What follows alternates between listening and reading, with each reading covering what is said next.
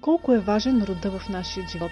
Ние носим наследствени програми 7 поколения назад и те имат огромна роля в нашата съдба. Трябва да осъзнаем, че бъдещето ни зависи от подкрепата на тази армия от 126 души. Представете си една 7-степенна пирамида. Ние сме първо поколение, наш покровител е Слънцето, енергията, живота, младостта, жизнеността. Второто поколение са двама души, нашите родители, Луната. Имат огромна роля за нашия емоционален свят и формирането ни като личности. Трето поколение са 4 души, баби и дядовци, планетата Меркурий, отговорни за комуникацията, поведението, обучението и нашите таланти. Четвърто поколение са 8 души, прабаби и прадядовци, планетата Венера. И забележете, най-дългият цикъл на Венера е точно 8 години. Те се считат за пазители на радостта, хармонията, любовта и материалните блага. Ако са били богати по честен начин, техните потомци с лекота ще придобиват богатство.